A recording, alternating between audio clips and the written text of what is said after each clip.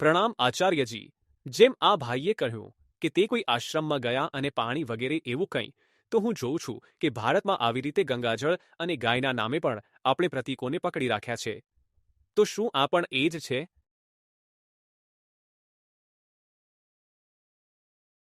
I mean એને જેમ ગાયને પવિત્ર માની કે કરુણા છે તે વાળી વાત ઠીક છે, પરંતુ એનું છાણ વિશુદ્ધ છે. બહુ ખતરો રહે છે. જુઓ, કઈ વસ્તુ ક્યાંથી શરૂ કરો, ક્યાં પહોંચી જાય છે. બહુ ખતરો રહે છે. જ્યાંથી શરૂ થઈ હોય, જે દિશામાં, જે આયામમાં, ત્યાં જ પહોંચે જરૂરી નથી હોતું. એક શીર્ષક જ હતું ચર્ચાનો. એ જ શીર્ષકથી તે પબ્લિશ પણ થયું કે કાવડ યાત્રા ક્યાંથી ચાલી હતી, ક્યાં જઈ રહી છે.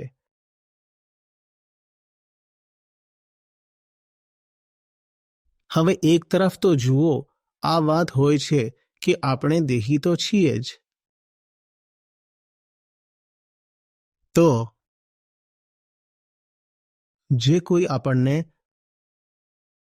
સત્યની યાદ અપાવતું રહે, કાં આપણી નશ્વરતાની, આપણા મિથ્યાત્વની યાદ અપાવતું રહે, એને આપણે ભૌતિક રૂપે, મટીરિયલના રૂપે પોતાની પાસે રાખવા ઈચ્છીએ છીએ. ક્યાં સુધી બરાબર છે? મૂર્તિ પૂજાનો પણ એ જ સિદ્ધાંત છે. ત્યાં સુધી બરાબર છે કે આને પાસે એટલે રાખી છે જેથી એની યાદ અપાવી દે. શરૂઆત અહીંથી થાય છે હંમેશા. આને પાસે રાખી છે, આ એક ભૌતિક વસ્તુ છે, પણ એ એની યાદ અપાવી દે. એ આપણને આપણી યાદ અપાવી દે. જેમ કહેવા ઈચ્છો તેમ, આત્મજ્ઞાનની ભાષામાં કહેશો તો એ હશે. એને પાસે રાખીશું તો એને જોઈને અમને અમારા સત્યની યાદ આવી જાય છે. ધીરે ધીરે આ વાત વિકૃત થઈ જાય છે.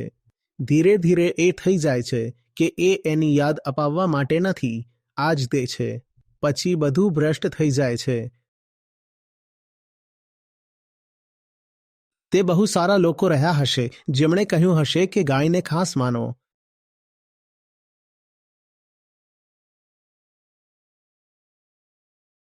તે ગાયના માધ્યમથી તમને કહી રહ્યા છે કે પ્રાણી માત્રમાં એને જ જુઓ જે તમે સ્વયં છો.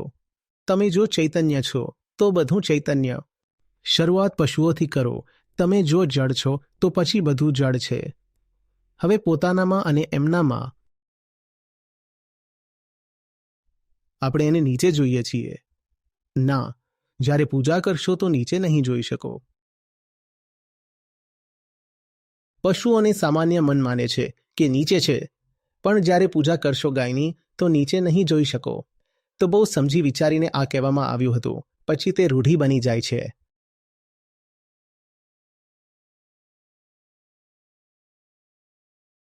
બહુ ઊંચી વાત પણ એવી થઈ જાય છે, જાણે બહુ ગમતું પુસ્તક હતું, એના પાનાને ઉધઈ ખાઈ ગઈ. હવે તમે એમાં વચ્ચે વચ્ચે કંઈ વાંચો છો અને જે વાંચો છો એનો અર્થનો અનર્થ થઈ જાય છે.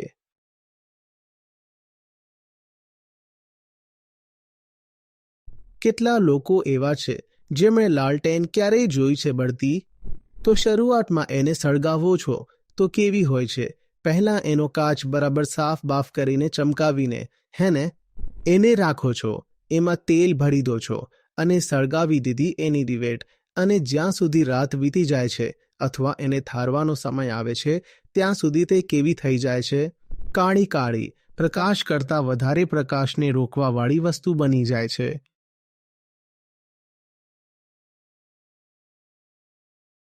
તે પ્રકાશ તો ધીમો પડી ગયો કારણ કે તેલ પૂરું થઈ ગયું અને કાળું કાળું જમા થઈ જાય છે. આ માણસની દરેક વસ્તુ સાથે થાય છે. તો ધર્મમાં પણ જેટલી વિધિઓ બનાવવામાં આવી અને પ્રક્રિયાઓ બનાવવામાં આવી એનું આ જ થાય છે. પ્રકાશ ચાલ્યો જાય છે, કાલીમાં શેષ રહી જાય છે. પ્રકાશ ચાલ્યો જાય છે, કાલીમાં શેષ રહી જાય છે.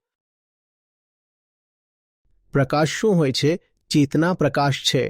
એવી ચેતના જે બળીને પણ બીજાને રોશન કરવા માટે પ્રતિબદ્ધ છે, તે પ્રકાશ.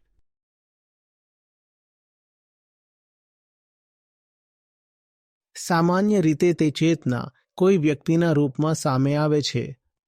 જ્યાં સુધી તે વ્યક્તિ છે શરીરથી, ત્યાં સુધી તો પ્રકાશ રહે છે. અને જ્યારે તે વ્યક્તિ શરીરથી ચાલ્યો જાય છે તો પછી એના પછી કાલીમા જ છે. એ કાલીમાને પૂજો, માથામાં ઘસો, કંઈ કરો, મોઢામાં ઘસો. સમજમાં આવી રહી છે વાત? આ કામ તમે ત્યારે નહોતા કરી શકતા જ્યાં સુધી તે જે સંસ્થાપક હતો તે જીવતો હતો. અત્યારે રોશની હતી, પણ એવું વિધાન, સંયોગ, જે પણ બોલો, કે સામાન્ય રીતે જેણે શરૂ કર્યું, જ્યારે તે રહે છે તો ઉદાહરણ તો એ જ છે મોટા ભાગે કે ત્યાં સુધી એનો પ્રકાશ ઘણા લોકો સુધી પહોંચી નથી શકતો. કદાચ એટલે કે મનુષ્યનો જીવનકાળ જ નાનો હોય.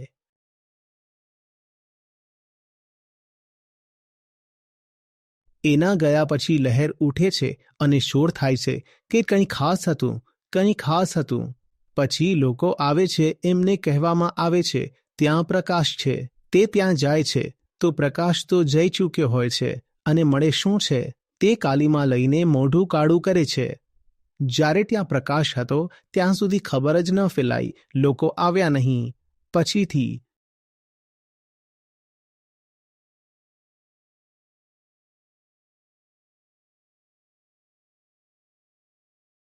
તો આપણે વડાની વાત કરી છે, આપણે કુર્મની વાત કરી છે, ઠીક છે ને? આપણે બહુ ગર્વથી કહી શકીએ છીએ કે કેટલાક બહુ સમજદાર લોકો હતા આપણી પાછળ. ભગવાન વગેરેને વચ્ચે ન લાવો. એ ન કહો કે પરમાત્માની આજ્ઞા છે. કોઈ બહુ સમજદાર વ્યક્તિ છે. કાચબા માછલી આ આપણે ત્યાં અવતારોમાં આવે છે. બોલો વરા.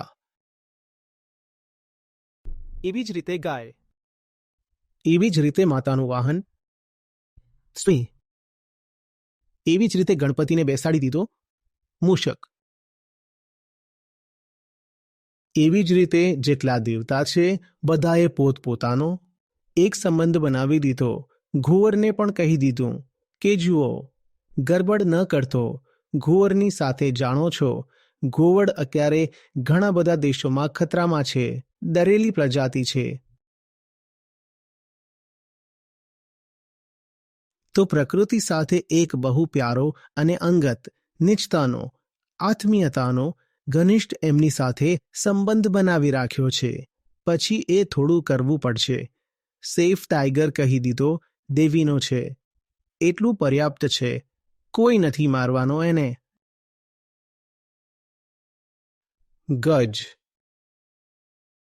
એકવાર કહી દીધું કે એને ફલાણી આસ્થા સાથે સંબંધ છે, હવે કોઈ નથી મારવાનું એને. ઈરાવત, નંબી ગણતા ગણતા પરેશાન થઈ જશો કે કેટલી પ્રજાતિઓનો સંબંધ ધર્મ સાથે જોડી દીધો છે. તો તે લોકો તો ગહન હતા, માથું નમાવવું પડશે. શરૂઆત પણ ત્યાંથી થઈ હતી કે તમે પ્રકૃતિને સમજો અને એની સાથે સાચો સંબંધ બનાવી શકો. તમે પ્રકૃતિને ભોગવવામાં ન લાગી જાઓ.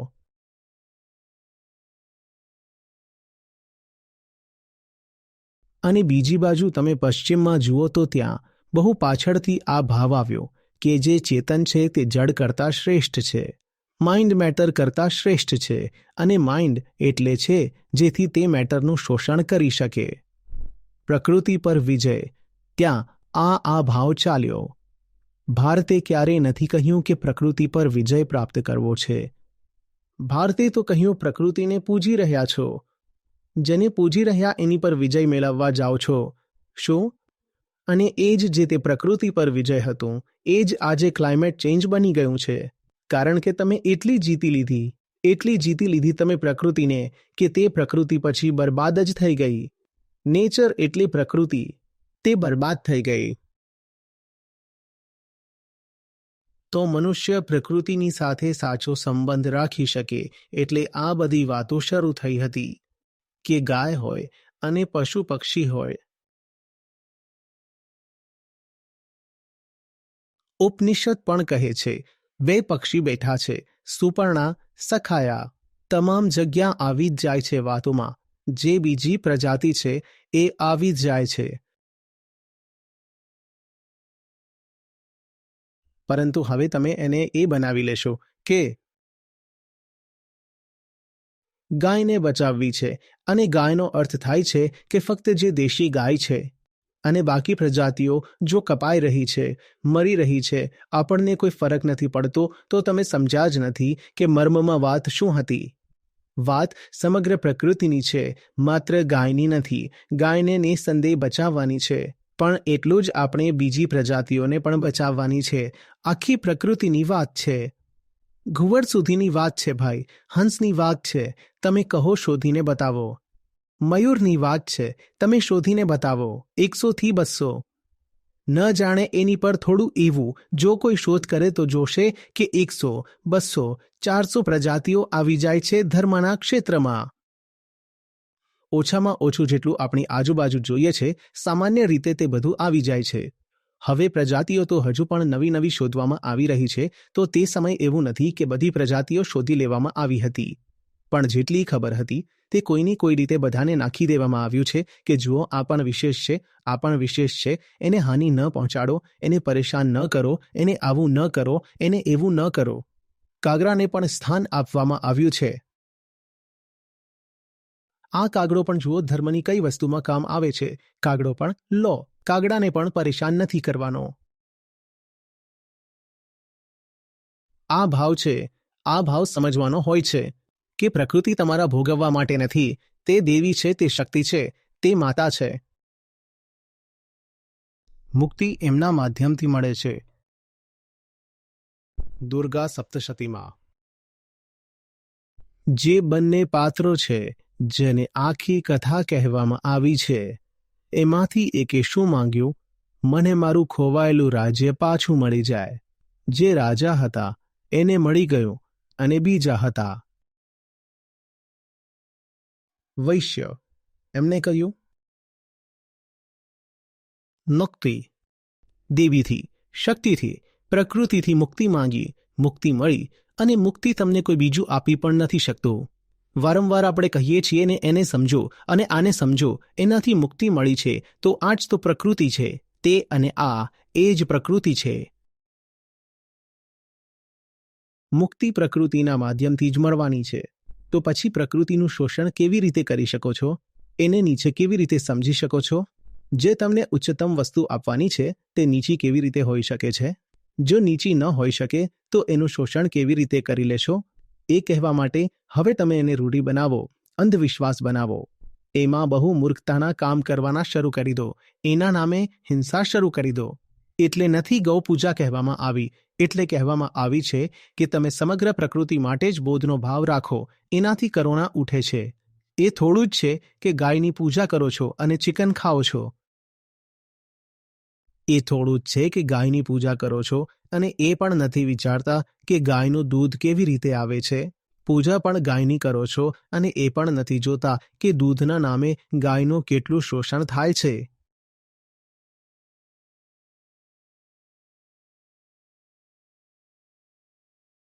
સમાધાન આ જ છે.